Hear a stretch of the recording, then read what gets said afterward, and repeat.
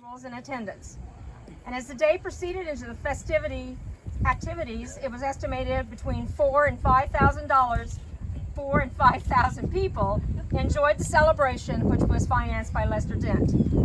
The information presented here today will in no way reflect the impact that Lester Dent had upon the community through his support of local endeavors as well as his generous financial assistance to the community.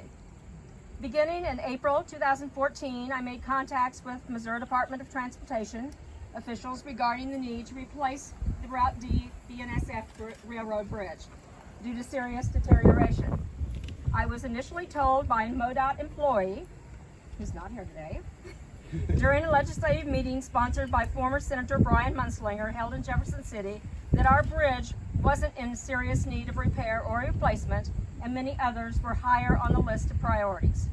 I continued my battle for the bridge replacement, and prior to August 14th, 2014, moving forward tax issue, we had residents bombard the state office with emails and letters, and they finally agreed that the bridge had good chance of being funded. However, after the ballot issue was overwhelmingly defeated by the voters of Missouri, the bridge was removed from the priority list. In December 2014, I was notified by the Missouri Department of Transportation that the last inspection of the bridge had showed significant deterioration than the previous inspection, and that was being posted with a 20-ton weight limit. Even after the 4 inspections, the bridge was repaired with only temporary Band-Aid fixes. After several more attempts to get the bridge replacement funded, the city was officially notified July of 2017 that it had been placed on the STIP replacement list for 2020. The original project cost was $1,769,000, which $1,416,000 was from federal funding, $335,000 was from state funding. The ending project cost was estimated at $1,811,530. April 18th, 2018, the survey crews were on site to prepare the design portion of the construction project, and the thought of the new bridge finally became a reality.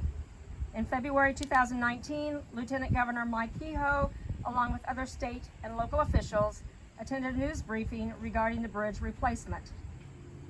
And the governor accompanied MoDOT officials under the bridge for an inspection of the significant deterioration.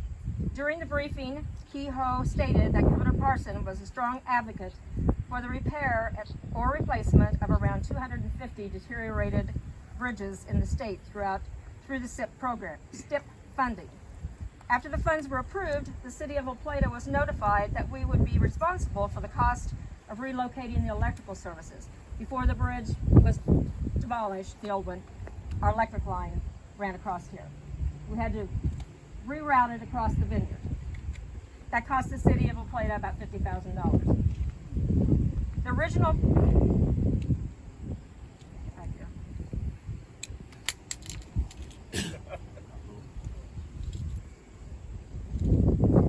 bridge had a 182.5 span in distance and 22 foot wide, with an unprotected pedestrian walkway. The new bridge is 28 foot wide with a concrete barrier between the traffic and pedestrian walkway, as well as protective wire fence, which was required by MoDOT for safety features.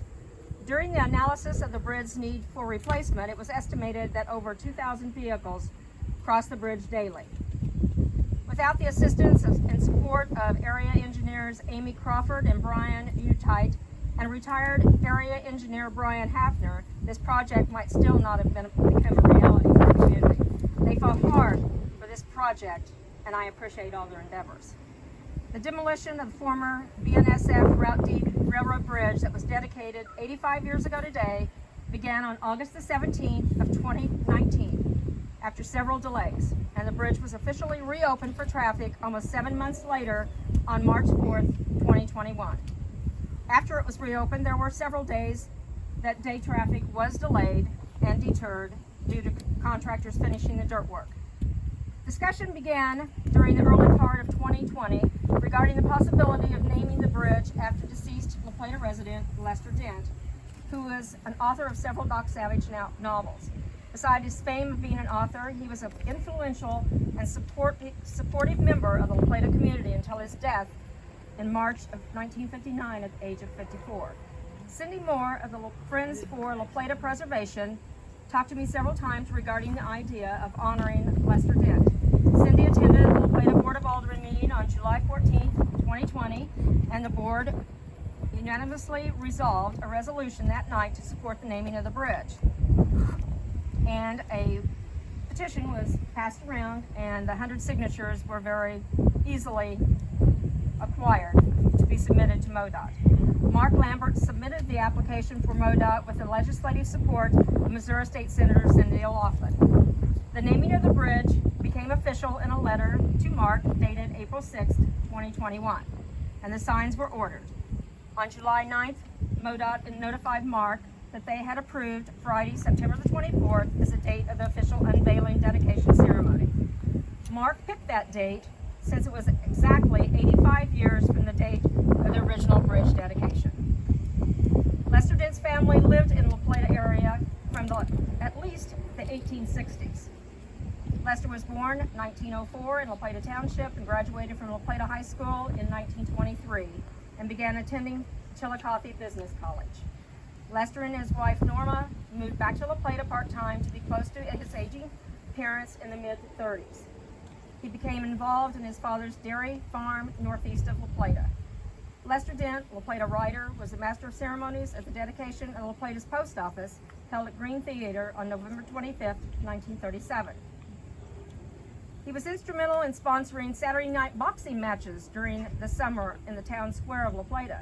He would travel to local towns in his yellow Packard convertible, on which he mounted 2 large speakers up front. This is how he advertised the boxing matches.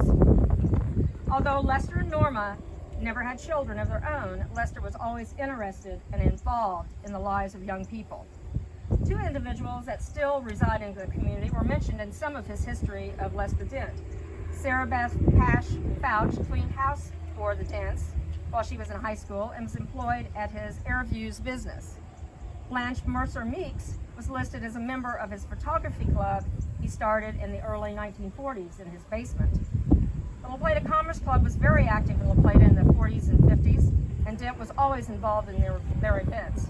In 1945, he sponsored a Macon County Fair and Fall Festival in La Plata, which included the dedication of La Plata's new Santa Fe Depot and the burning of the bonds for the city water system. Dent was instrumental in founding the local Boy Scout chapter in February 1944 that was sponsored by the La Plata Commerce Club. Dent was involved in civil defense program in La Plata in the 50s. His longtime La Plata fire member and fire chief Jerry Thomas wanted me to make sure and mention that Lester organized the La Plata Rural Fire Association in 1954. He also purchased the first truck that the city of La Plata used for many years. Dent was heavily involved in La Plata's centennial celebration in 1955 and completely financed the 4th of July celebration. His aerial photograph of La Plata was used as a cover of the centennial booklet. It is also said that he wrote and produced the centennial booklet as well. Lester Dent's writing career began in '33 when Street and Smith Publications hired him to author the Doc Savage series under the name of Kenneth Robeson in their pulp magazines. The first Doc Savage adventure story penned by Lester Dent was The Man of Bronze. Doc Savage was a fictional character whose adventures introduced American Depression-era readers to the world's first superhero and launched the career of a man who would become one of the nation's most prolific writers of fiction. Of the 181 original Doc Savage stories published, Dent wrote 179 of them for Pulp magazine. It is said that he turned out a 60,000-word manuscript every month until his death at the age of 54. All of these original stories were reprinted in paperback form by Bantam Books in the 60s through the 90s. Today, a new generation of readers are discovering Doc Savage through Will Murray's new Doc Savage Adventures. They have been on NPR radio station, now available on CD, and the 1975 movie. Doc Savage, Lester Dent fan clubs are found all over the world, along with Doc conventions and meetups. There are now rumors of a possible television series of Doc Savage stories, and I've been able to obtain a contact who will keep us updated if and when that happens. La Plata has been the site of at least 3 Doc Cons and fans of Lester Dent and Doc Savage events, which have been made their way to La Plata as a pilgrimage of their modern-day hero. Lester became a member of the La Plata Masonic Lodge on May 11, 1939, and some of his fellow brothers are present here today. The Lester and Norma Dent home was built in 1941, 1942, and placed on the U.S. National Register of Historical Homes in 1990. Lester's wife Norma resided in La Plata until she passed away August the 23rd of 1995. The home was purchased by the current owners, Curtis and Judy Frankie, who are here today, and they occupied it for 25 years. The MoDOT employees were at the site early yesterday installing the signs and covering them for the official opening. If any one person has put La Plata, Missouri on the map, that person was Lester Dent. Lester was truly a strongly moral man in all he did. He began each day with a series of exercises that strengthened him physically and mentally. Doc Savage characters and worldview is displayed in his oath that I would like to conduct my final portion of this dedication. Let me strive every moment of my life to make myself better and better, to the best of my ability, that all may profit by it. Let me think of the right to lend all my assistance to those who need it, with no regard for anything but justice. Let me take what comes with a smile without loss of courage. Let me be considerate of my country, my fellow citizens, and my associates in everything I say and do. Let me do right to all and wrong to none. For this, and let me be clear, it was a group effort. Someone let us know that the DOT had a program that you could honor someone by naming the bridge after them, and we knew about the bridge being built. And so I did the legwork on the application itself, but there were a whole lot of aspects to it that other people helped with. It was really a large group effort. And I want to thank Cindy Moore, who was involved in that and gathered the 100 signatures that we needed to go along with the application. I'd like to thank State Senator Cindy O'Laughlin, who sponsored the application. We needed a legislative sponsor. I'd like to thank Sherwin Dent and Sherry Dent, who we needed a family member to sponsor the application too. So we got all those things together. We had, I have to use my cheat sheet here. We had 73 donors. We had to pay for the signs. We had to raise the money to pay for the signs, $3,200.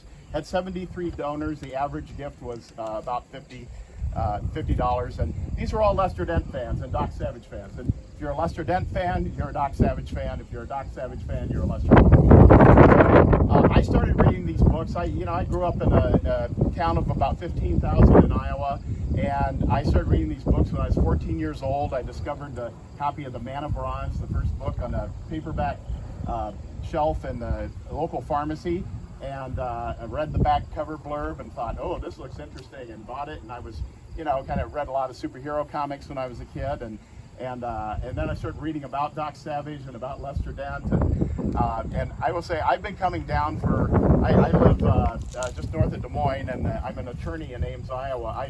I've been coming down to La Plata for over 20 years and putting flowers on Lester and Norma Dent's graves, and so I've been to this town a lot, and I love this town, and so I'm just really excited to be involved in helping to make this happen. I just want to thank a few people. I want to thank the fans that went out of their way to come here today. So Matt Hebert is from Missouri. Jim Cox, you can raise your hand when I call your name. Jim Cox from Missouri. Craig Rogers, and you're also from Missouri, right? And then Craig McDonald and his wife Debbie, where'd they go? Over here. Oh, he's right here. Okay. And who came from Ohio. And Ray Rethmeyer, who came from Minnesota, and Fred Krusmark. Fred, where are you at? Fred rode his motorcycle from Seattle, Washington to come here today. He deserves a round of applause.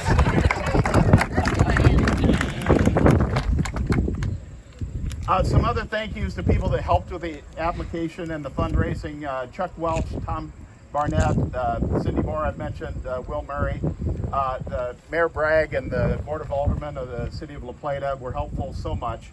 And I just want to say this, to us fans, you know, I discovered these books when I was 14 years old. I still read them today. I've read them my entire life, and I love them. And to us fans, it is such an amazing thing to see our favorite author honored in this way. And I just want to thank everyone that's here for coming out and being part of this. It's really a special day. So thanks again. Thank you.